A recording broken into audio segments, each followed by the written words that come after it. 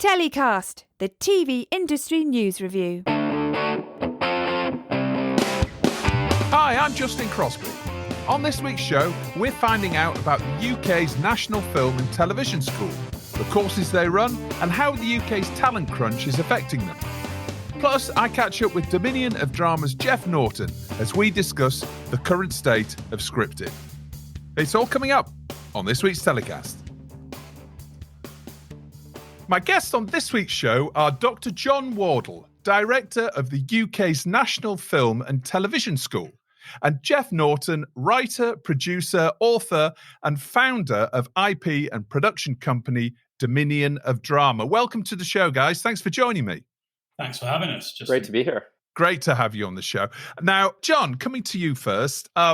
National Film and TV School. Obviously, we've been speaking over the last few weeks about lots of issues that the production sector in the UK, and I'm imagining around many parts of the rest of the world, are having when it comes to production crew and talent shortages.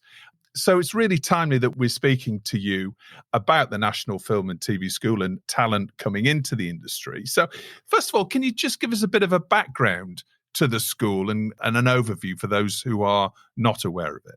Yeah, no problem. So the school is actually celebrating its 50th anniversary this year. So 50 years ago, the same arts minister that started the Open University and the National Theatre felt it was important that the UK, if it was going to grow as a kind of destination for film and television production, had its own national film school.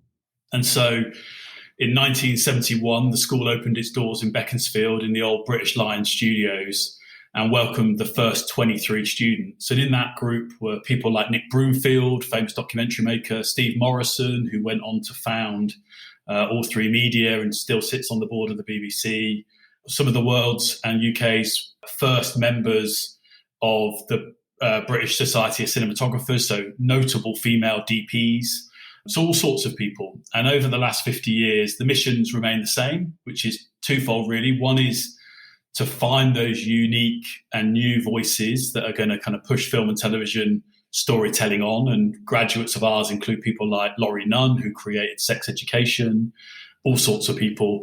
And also to find and develop the crew of the future. So location managers, production accountants, production managers. And I think it's in that latter category that people talk about a shortage of crew.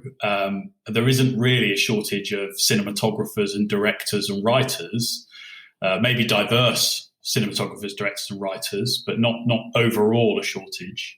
Whereas there is absolutely a shortage of people who can work in various production roles in production management, location teams, COVID marshals and COVID supervisors. And so that's what a lot of the broadcasters and the production companies who speak to me at the moment are interested in. I mean, it sounds a fantastic organisation and fairly far-sighted. And you say it was a government minister that set this up, that had this vision. Yeah, it was Jenny Lee. And the school, before she got voted out, I think, and then the Tory government was about to come in. So it was kind of real push to get the school open, maybe before it was ready in September 1971. And so the stories of that first cohort sitting in rooms with sheets hung on the wall and portable 16mm projectors, and they were each given their own blanket because it was so cold. So the school's kind of infrastructure wasn't there, but the will to kind of get this talent in, and, you know, Roger Deakins and Nick Park and eventually people like Lynn Ramsey and Mallory Blackman, all in that kind of first decade or so at the school. Give us an idea of the school then. How many students do you have? And also tell us about the tutors as well. Are they full-time, or are they working half in the industry, or tell us about the makeup of the school? Yeah, so we've got 600 students on MA and diploma programs. So typically we have about 10 students in each course. Some courses are 2 years long. So at any one time, we've got 20 cinematographers, 10 in the first year, 10 in the second year. We've got 16 production managers. We've got 16 visual effects artists in each year. So it's about lots of small groups of students with a distinct and particular focus. But that makes up quite a big cohort of students. And then in terms of the teaching staff, we have typically one full-time member of staff in each department. So, for example, Richard Cox, who edits Happy Valley, Gentleman Jack, those kind of big Sally Wainwright shows. He runs our editing department, and then he has a budget to bring in lots of other visiting editors. So, for example, Lucian Clayton, who edits Derry Girls, and Mick Audsley from the editor of the Harry Potter series, and Eva Lind, and all sorts of people. So it's about one full-time person and then lots of industry professionals who come in and teach and talk about areas of particular expertise and specialism. And so you're focused really on turning out career-ready graduates as soon as they go through their typically 2-year course, you say. Are they typically coming to you out of sixth form? Is that the majority of them, or they're older? Yeah. So the average age of a student at the NFTS is, I think, 26, and so typically they've done an undergraduate degree or not. It's not a requirement. About 20% of our students don't have an undergraduate degree, but they've typically worked a bit in the industry, been around, and thought, do you know what? This myth that you can work your way up from the runner to be the showrunner of Line of Duty, or it's just not going to happen. I need a portfolio. And they come to us effectively, not because of the MA, but to build the portfolio. And if I take composing as an example, a couple of examples of students who have kind of come to us, they could all read and write music. They're talented musicians, but they've often not written very much to picture. And then when they leave, they've got maybe 40 things in a portfolio across a mix of genres, from fixed rig shows to animation to drama to commercials, and they've got a portfolio that really kind of says a lot about who they are and what their ability is. And that leads to amazing opportunities. So Sagan Akinola, who graduated from our course, within 6 months of leaving, he was announced as the new composer of Doctor Who, and he's done all of the Jodie Whittaker Doctor Who. And then you've got somebody like Addie Chase, who graduated in February, and she's just done the new Netflix series Heartstoppers, straight out of her course, straight out of her MA with us. And I don't know of another kind of education institution, in the country where that happens, where you study for a thing, you build a portfolio, and you don't go out and work your way up. You go out and you do the job you've trained for. In terms of how you interact with the industry then, I mean, presumably, are you funded to a certain extent by the industry, or is it purely you funded by course fees? It's three things. It's about 50% course fees. The other 50% is a mix of government money via the Department for Culture, Media and Sport, and also industry support. So we have key partner sponsors. The BBC is our biggest key partner sponsor, and then you've got Sky and Channel 4 and ITV and the Film Distributors Association and the UK Cinema Association, who all contribute to the school. And I think they do it because they look at the programs on their channels or that their studios are making, and they see the direct correlation between who was at the school and their kind of most high profile and most successful shows. And as long as we keep that going, long may that continue. It takes foresight, doesn't it? It takes people looking into the future saying, look, we're going to invest now to make sure we've got great people in 3 or 4 years' time. Yeah, well, that was going to be my next question, really. I mean, in terms of the industry now and the shortages in the areas that you mentioned earlier on, I mean, are you finding that more and more businesses in the industry are getting in touch with you or trying to take students maybe before they've finished their courses? I mean, how are you sensing that the production boom or this demand for content and specialist skills within production, how's that affecting you on a daily basis? Oh, I get a weekly call from a producer or a leading production company, mainly around high-end TV, where they're trying to crew up for roles, or they're asking me to share kind of job roles with the NFTS alumni community. That's pretty new, but I think it's a really good thing, because I think the criticism of our industry is that it's been about who you know, and that unless you're in those circles, it's quite difficult to get your break. Well, maybe you've worked with the same cinematographer for the last 10 years, but that cinematographer's now signed up for a 9-month, streamer high-end TV show, and you can't work with them. Then you start looking around. And you talk to organizations like the NFTS, but others, and you hopefully find and bring in new talent. So I think it can be a good thing, because I think there's a danger that our industry is largely revolved around ever decreasing circles of who you know and who you trust. And I think the boom in production has meant people are having to reach out beyond their comfort zone. Yeah. And I suppose there's also a danger as well of underqualified individuals going into roles because of the demand is such.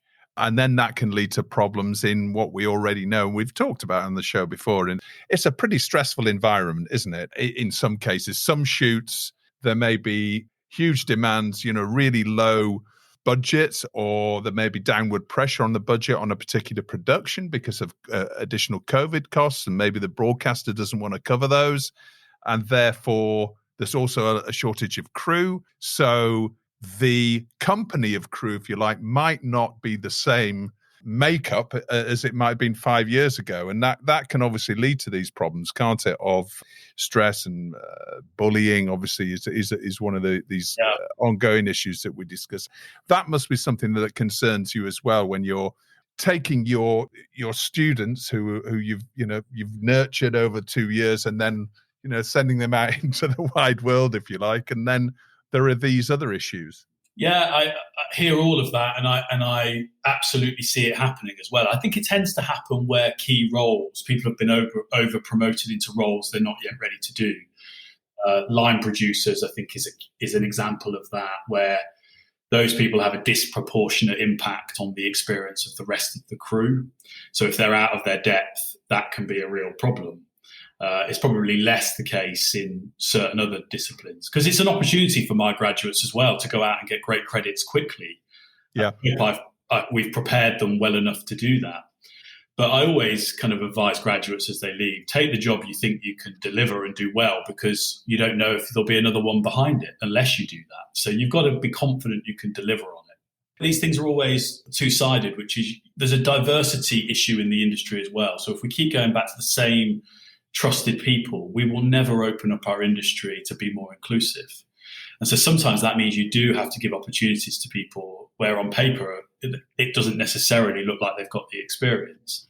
But if you do that, then you've got to be prepared to support them and stand by them and help them get through that and succeed, because their success is key to making more shows and giving other people work and so on. Yeah. In terms of your cohort for every year, I mean, are you oversubscribed?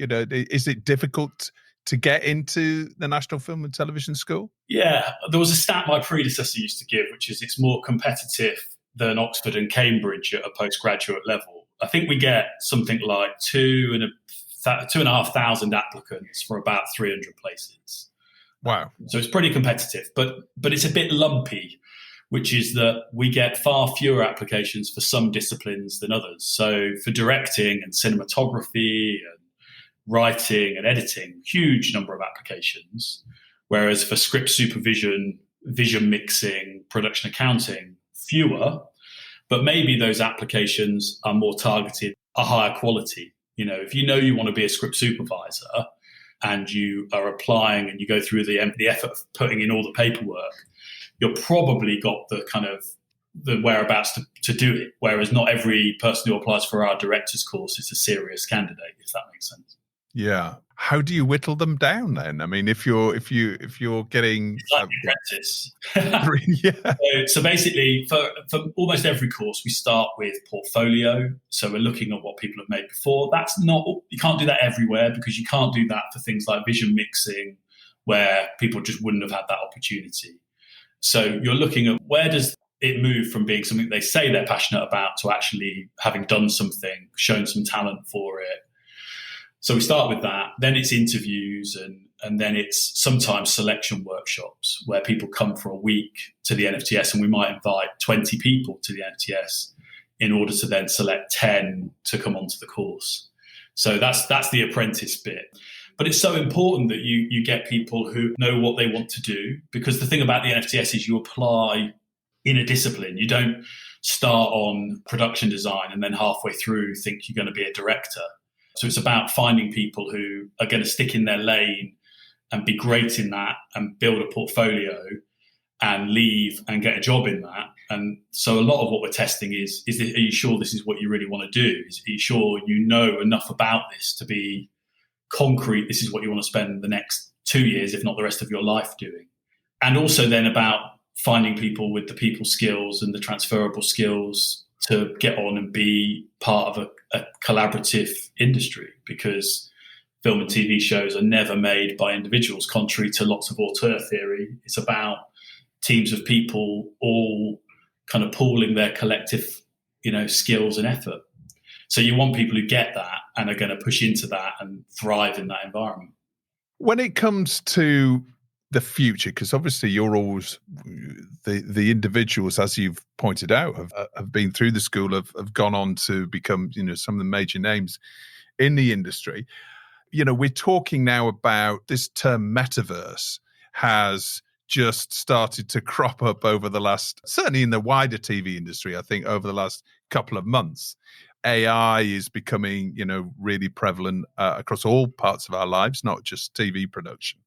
So how are you looking in terms of, virtual reality, metaverse, AI? Is that something that's very much on your radar in terms of the skills that are needed for the future? Are you going to be building new courses around those sort of areas? Yeah, probably not in AI, but probably making sure the courses that we deliver understand the implications of AI for what they do. So to bring that alive a little bit, we have a virtual reality and augmented reality kind of focus at the school through a centre we run called Story Futures Academy, which we work with Royal Holloway on, which is government funded. And we worked over the last 12 months with Asif Kapadia to make his first VR film that premiered at the London Film Festival. And that's about working with traditional film and television makers and thinking about how does story translate into these new spaces? What does point of view look like when you're working in a three-dimensional space and you can't cut? How do you direct the audience's attention and tell stories that are still compelling and narratively led when you're in a more game-like environment? So we're exploring that with both professionals and with current students. And then another big strand of work is around virtual production, which in 3 years' time we'll just call production. And so this is where we're using LED backgrounds, and we have an LED wall at the school, which is 12 meters wide by 4 meters high. And we're looking at what does that mean for visual effects? What does that mean for production design and cinematography? Because I think these jobs will all exist. It's just the emphasis will change. Things that take a VFX artist a long time to do at the moment will become something that AI can accelerate and make more efficient, but it will just move the emphasis of the VFX artist into other areas. And so it's about being cognizant of what those things might be and where the changes might come so that students leave with a set of skills that they can rely on for at least the next 5 years, if not for their whole career. We've all been through, how many waves is it of COVID now? I think it's 3, isn't it, that we've been through so far. And, productions have shut down, or there's been various amounts of virtual production, as you mentioned. Education's been really hit by this as well. So how have you managed to keep the school going? Because presumably for a certain amount of that time, it was only virtual learning? Yeah, so our lockdowns, and you're right, how many has there been, went a bit like this. So March 2020 to June 2020, we were fully online, and we got through that it was like Dunkirk here. We shipped over 100 high-end workstations to students' homes. So we had staff putting computers in the back of their cars and driving them to students' houses. Because how do you continue to learn to be a games artist or a visual effects artist or a composer if you don't have access to that equipment? So we did that on the 17th of March, like the day after we took the decision to close for in-person. And then we also organised masterclasses with amazing people, because it occurred to me all of a sudden every major film and television maker in the world was locked in their house with not much to do. So we had masterclasses with David Fincher, Elizabeth Moss, Steve McQueen, Edward Norton, and it was a really rich time. Then in June 2020, we got back to in-person production, and we tracked the BFC guidelines, and we were really at the vanguard of that. I think we must have been, alongside like War of the Worlds and one or two other shows, among the first projects to shoot in June 2020, and we made our entire graduation slate of films over that summer. It cost us about 20% more for every film to test people, to hire multiple vehicles so you didn't pack people into minibuses, to cater individual meals rather than mum's homemade chili. But we got through that, and then from September 2020, we got back to about half and half. So half of teaching in person and half remotely where it made sense. And then it was a shock again in January 2021 to go fully back online for 5 weeks. And then since March 2021, we've been back in person at the school. And the way we cope is every student and member of staff does 2 lateral flow device tests a week. And we have a kind of room kind of capacity, really kind of, so we're not packing people into spaces, and there's hand sanitizer everywhere. And we've just recently reintroduced masks so that we can carry on. Students are desperate to have an in-person experience. How do you learn to be a sound designer and mix in Dolby Atmos from home? You just can't do it. It isn't translatable. So there are certain things where they have to be here and in person. And then there's other things we've learned to do really brilliantly on Zoom. It sounds like you guys have done a great job of that. Let's keep our fingers crossed that, we don't have to lock down again. But I suppose if we do, everybody's, used to it now. We know what we have to do to get through it. Jeff, coming to you. Thanks for coming on the show. How are you? I'm great, and thanks for having me. It's fantastic to be talking with you. I feel like you've been in my ear once a week over the last year and a half, and congratulations on the podcast. Thank you so much, Jeff. That's very kind of you. And some would say that's not such a great thing, me being in their ear every week, but there we go.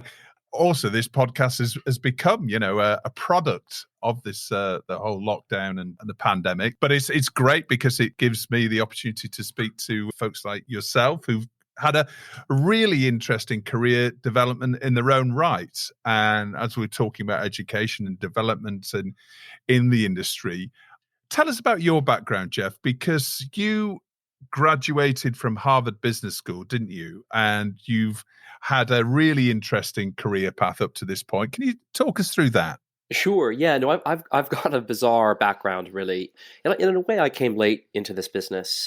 I'll dial all the way back. I actually went to film school in undergrad, and I'm from Canada originally. And when I graduated, we didn't have the crew crunch we have now. I mean, people were coming out of arts and sciences and film school and working at McDonald's. You just couldn't get a job. And I saw that coming, and I got myself into the advertising business. So I actually started my career in brand management at Procter & Gamble.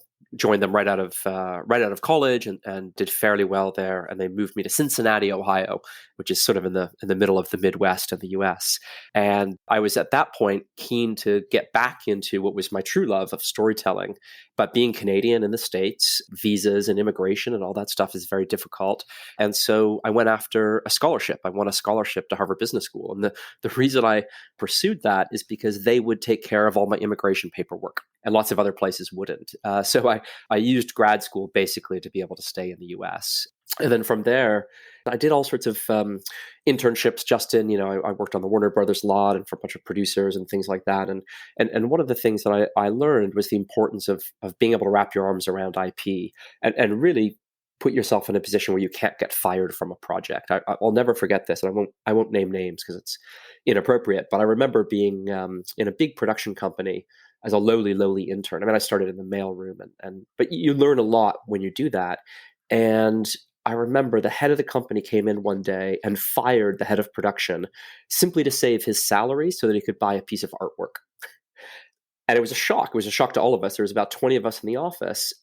The lesson I learned was you've got to find a way to make yourself indispensable. And one of the ways I figured out is that as talented as this head of production was, he didn't own anything. He didn't own any IP. He wasn't attached to anything. He was kind of just a for-hire body. And so I went out and I found the rights to a book series that I loved when I was a little boy called Choose Your Own Adventure. They weren't as popular over here, Justin, but in the US and Canada, they were massive. They were, I think, the third largest book series until Harry Potter. And that was my first foray into getting into intellectual property and wrapping my arms around rights and producing that. And we got that up in 2006. And then I moved over here, which wasn't in the life plan, but my wife is British. And so we came over to London. I knew not a soul, not a single person in the business. I was very lucky. I got a really cool role at a company that doesn't exist anymore, but at the time was called Corian. I don't know if you remember them, Justin, but Corian was an IP roll-up. They owned the rights to Enid Blyton, Mr. Men, right? That's right. It was a great business, actually. They owned Agatha Christie, the Georges Simenon estate. We made Octonauts. It was a fantastic kind of virtual studio where we would own the rights and then we would cause production to happen. We weren't a physical production company. We always partnered with other production companies. And I did that for a few years. And to be honest, I basically decided I wanted to see if I could have a literary estate of my own. So I probably did the stupidest thing imaginable and burned my suit and started writing books. Not many people will know that about you in terms of, you are quite a prolific author, aren't you? Yeah, fairly prolific. It's funny you mentioned the metaverse earlier with John. The very first book I wrote, this is going back about 12 years ago, was a young adult thriller called Meta Wars. And Meta Wars is basically exactly what Mark Zuckerberg is doing today. It's the first book is called Fight for the Future, and it's a kind of high-tech Matrix-y, Alex Rider-y type thrill ride set in a future internet world where people are vying for control over what's Web 4.0. And so it's funny that you mentioned all things metaverse to John, because that's that's been something I've been kind of curious about and interested in for a lot of years. And that one, it did well, and they ordered a sequel, and there's 4 books in that series.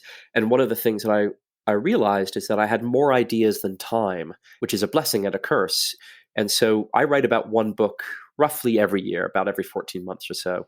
I also come up with the ideas for books, and I sort of quote unquote show run them. So I'll come up with, I might write the outline, I'll write all the characters, the Bible, and then I work with other authors, and then we get them published under various pseudonyms or co-branded names or whatever. So yeah, prolific is a good word. I think I've been pretty busy on that front. I've met you years ago through when your business was part of the Kew group, which obviously everybody knows about Kew and how that whole group crashed and burned. But talk us through that in terms of, how you were involved with them and how that whole scenario unfolded. Sure. Yeah. How long have you got? No, I'll give. I don't want to speak ill of the dead, so I'll be polite. But I was in a deal with Kew.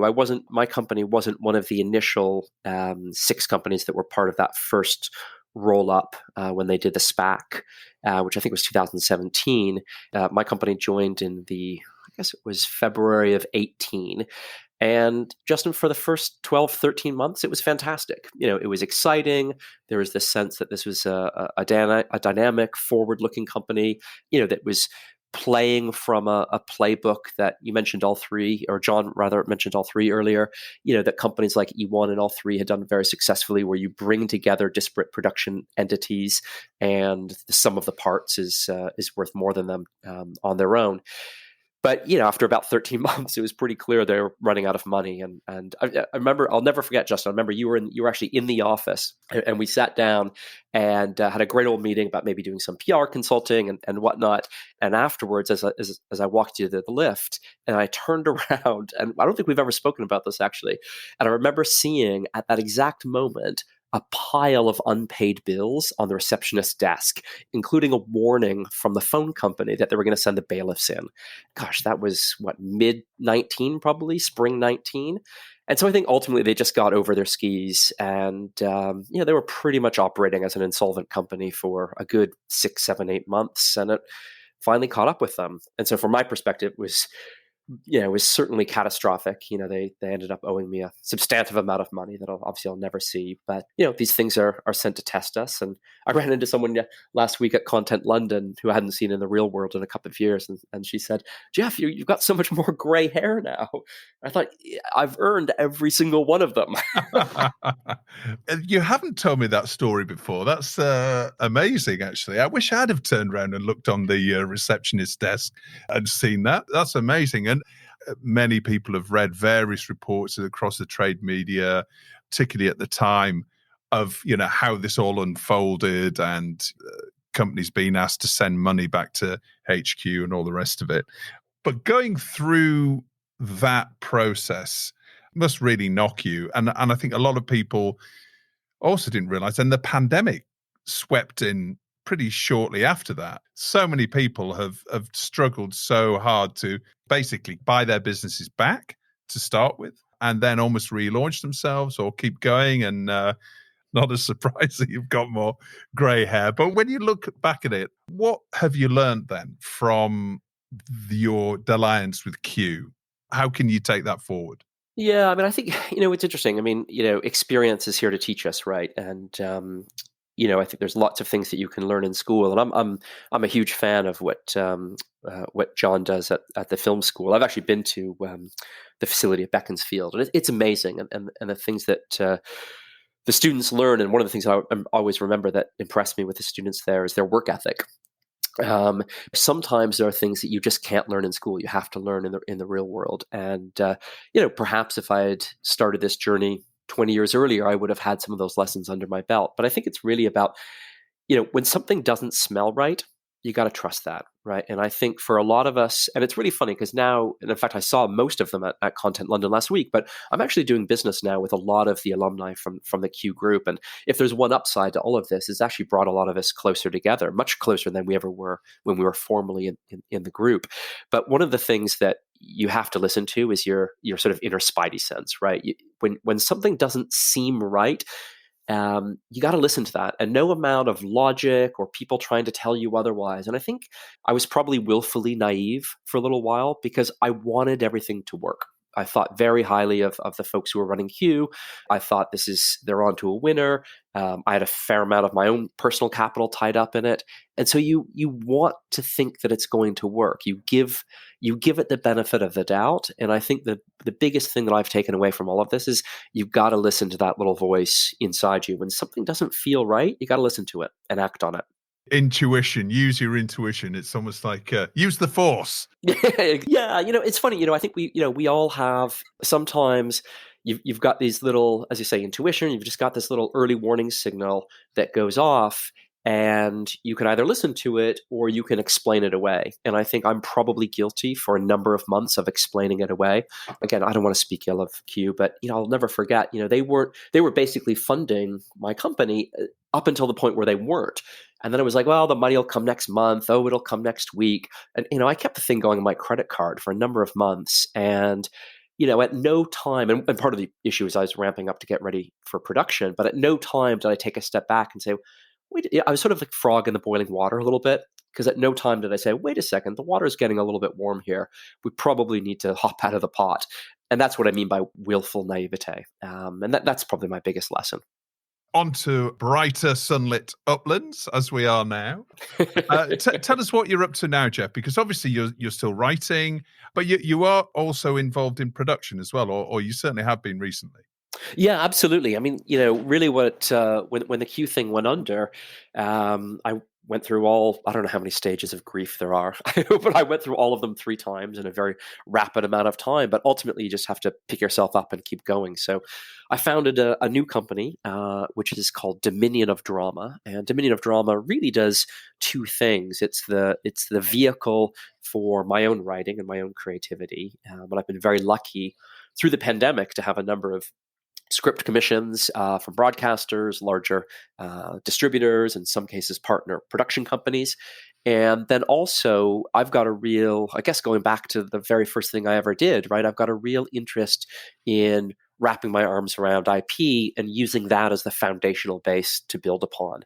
So I've sort of been very quietly optioning some books over the last couple of years. And in many cases, those are projects where, for whatever reason, maybe it's a more female point of view or a diverse perspective, it's not right for me to be the writer on it. So I'll go out, I'll look for other writers. I'll look for, in many cases, other producers. I really like, Justin, partnering with other people. So what Dominion tries to do is put itself at the center of the IP and then create a kind of virtual scale, right? By partnering with other people who've got a skill set that maybe I don't have. And that way I don't bear the costs, the capital costs of scaling up, but I can share the upside by partnering with, you name it, producers, distributors, broadcasters. And I find that model in terms of that type of project by project collaboration works really, really well. And you can get the best brains and the best creative minds on each project, because every project's a little bit different. I mean, I do only scripted, but I do work in the YA space. I work in the primetime space. So that works for me really well. And it's also a way to keep learning. I find every time I work with a collaborator, I'm like a sponge. I'm always learning something from them. And so from my perspective, it's just a great way to build a big slate. I mean, I think we've got an incredibly exciting slate of scripted projects. We've got there's probably about 30 there, 10 of which are fairly big pieces of book-based IP. And many of them are now set up with broadcasters or with larger partners. And it's just about moving all of that forward in the right direction and getting into production at the right time. It sounds like a mini Corian in a way, that you're sitting with the IP and looking to spin that out in different areas. Is that a conscious move then to sort of recreate what you were doing to an extent back then? That's a really good observation. I hadn't really thought about it consciously like that, but I think you're exactly right. What gets me really excited is the characters, the story, and the story world, right? Those three fundamental things, right? Those three kind of parts of the stool. And then everything else from there, you can kind of build out. But you've got to have those three things to start with. And I suppose in a way that was the Corian model, which is you start with these stories that were typically based in books, not exclusively, but typically. And one of the reasons I often like to start with books is somebody, the author, right? And in fact, John mentioned earlier that television and film is a very collaborative medium. But actually, most people don't realize that getting a book published is incredibly collaborative. There's a whole group of people whose names are never on the book, and it's chiefly the editor, who are the sort of unsung heroes of the publishing industry, who help get the best out of an author and get the best on the page. But so much work has already been done to really get to know the characters, the story, the mechanics of the world, that when you come to adapt, you've got a really solid base. It's like building a skyscraper on sand or amazing concrete. I like to go through the discipline. And it's one of the reasons that I write novels, is it forces me, as a creator, it forces me to make sure that with only black ink on the white page, right? There's no distractions. You don't have Edward Norton. You don't have amazing CGI animation. All you've got is words written out in a certain order. And if you can elicit an emotional response from the reader, then chances are, not necessarily, but chances are, I think you've got a good shot of converting that emotional response also to the screen. So that's kind of why I work that way. But that's a really good observation. I might use that. Yeah. Well, you can. I'll put my copyright on that, Jeff. Don't worry. But you talked about Content London and all scripted projects. How do you see the current state of scripted? Because obviously it's been in a certain amount of hiatus when we were in lockdown, a feverish amount of development, which is now seeing the light of day, or to a certain extent, I think, contributing to this overall. Well, not only there's the demand from the streamers and all the rest for great content, but there's an enormous amount of fully developed projects ready to go. How are you seeing the state of the scripted area? The first thing I would say is there's never been a better time to be in the content business. There is just a voracious appetite on behalf, not just the buyers, but the audience. I think one of the things that's happened over the last, and it predates the pandemic, it's probably about 10, 12 years now, is that we've trained the audience to expect excellence. And so scripted drama is sort of the new art form, I think, of the 21st century. If the 20th century, it was film, in the cinema, and before that, I think it was the novel, or at the very least the serialized novel in the sense of Dickens.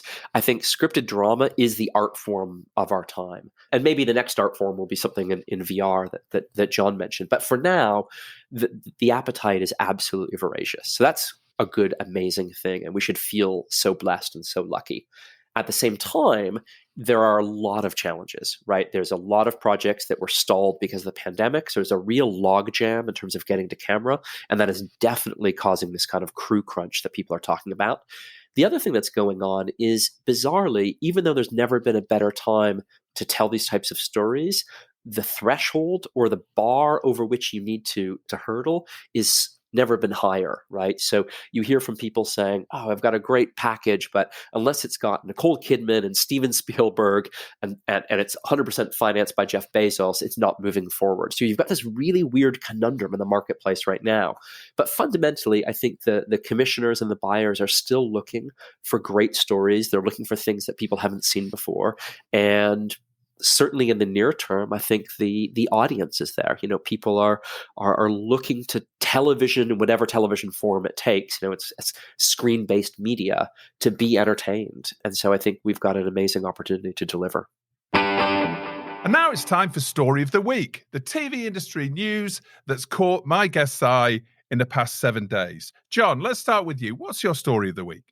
Well, I think probably the long-promised release of data from Barb about which included the streamers for the first time. We saw the kind of October numbers, and there were lots of really interesting little facts in what was released. But to see that Squid Game is less popular than Blankety Blank is always a healthy reminder about the state of the industry as it is now, not necessarily where it's going, but as it is now. I mean, when Country File and Blankety Blank, which nobody talks about, are outperforming Squid Game, it does give you a pause for thought. But I think everybody was surprised. But obviously one of the reasons why Netflix and a lot of the others have been keeping their figures so closely guarded and not sharing, it's actually because they're not that good. Yeah, the stats are a bit confusing though, aren't they? Because what I've just said about Blankety Blank outperforming Squid Game is on what people watch on TV sets. It doesn't necessarily capture people watching on iPads and tablets, which seems a bit odd to me that that's the measure. It's probably not the case if you factor those things in. A reminder that for millions of people, the way they watch their TV is sitting down in their lounge with their families or their significant other and watching their favourite show. We kind of live in a bit of an echo chamber, don't we, where the only thing that seemed to be on in October was Squid Game.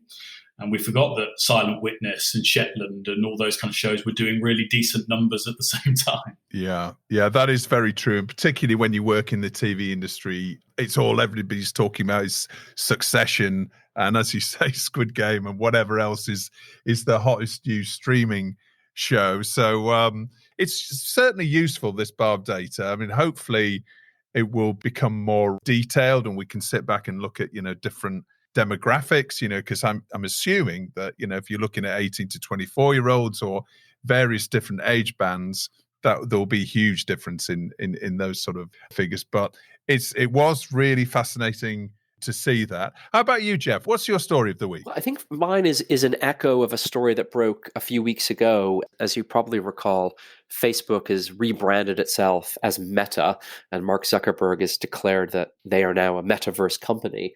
And, that story has been told, and I think we've digested that over the last few weeks. But there was something that caught my eye just the other day, which was a piece on Business Insider, which was a piece about the digital haves and have-not and the risk of the next evolution of the internet leaving a lot of people behind. And it really struck a chord with me because one of the things that I was very aware of during the pandemic, particularly when we were all at home, trying to educate our children. I've got two young boys, and there's a lot of people that just did not have access to the hardware, let alone the broadband, to be able to do that. And I think one of the things as a country and as a society we need to be very aware of is that as we move to the next iteration of universal computing and connective computing and whatever you want to call it, the metaverse or Web 3.0, that there will be some people who are left out of that. And I think there'll be very real consequences to that. And I think it's a bit of a wake-up call that I think as a society and as an economy,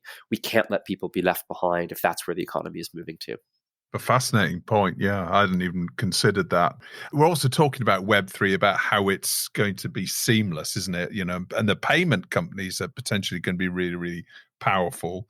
That has implications as well. If you haven't got, as you say, haven't got access to that, there may be lots of different activities that you're just not able to participate in, which is one of the things that we, clearly don't want to see. And there are enough problems, I think, that the social media companies have have got on their plates right now.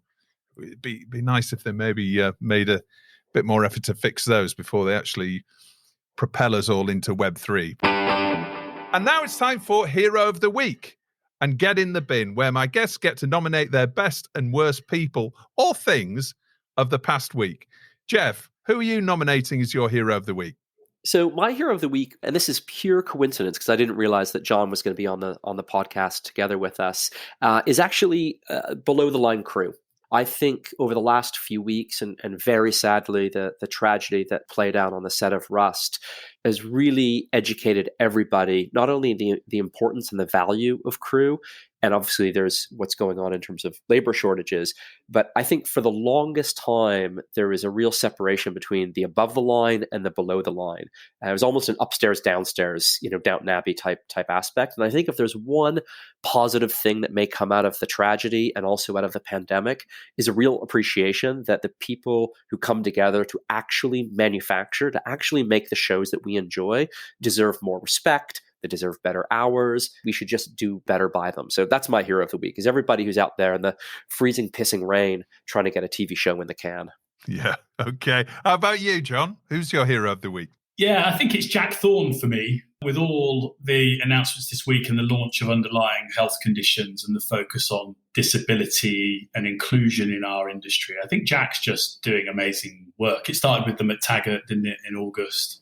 And he just keeps going. And I think Colin Young, who founded the NFTS, died sadly last week. And he had a famous phrase, which was that filmmakers should be missionaries for a better way of life. And I think Jack really embodies that. He just uses his platform to allow other people through the gate. And I just think it's such an important and powerful thing for a group of people in the disabled community who have largely been excluded from both in front of and behind the camera in the shows that we make. I think there's a story on broadcast at the moment about there's only one production studio in the UK that is actually disabled friendly in terms of toilets and entrances and all sorts. So we've got such a long way to go, but it's only going to change if we have somebody like Jack pushing that message. Yeah, absolutely. He's doing great work shining a light on that issue. And when it comes to getting in the bin, John, who or what are you telling to get in the bin? Well, you mentioned Succession, and I was torn about this one because I didn't know whether to put him down as my hero or my villain. But Kendall's birthday party was pretty spectacular. So I think Kendall probably needs to get in the bin for ever thinking that was going to be a good idea. Maybe there's an NFT of the shot where he actually goes up on the cross, maybe. I'd bid for that, I tell you. All right, Kendall Roy is going in the bin. Who are you chucking in the bin, Jeff? Well, I think for me, it's not a who, it's a what. And it's this bloody new variant, which I'm going to rebrand as the Grinch variant, because I'm worried that it's going to steal Christmas. I think like everybody in the world, and certainly in our business, we're just sick of the pandemic. And it's not that we assume that it's over, but it's just so disruptive. And I think I'm going to put the Grinch variant in the bin.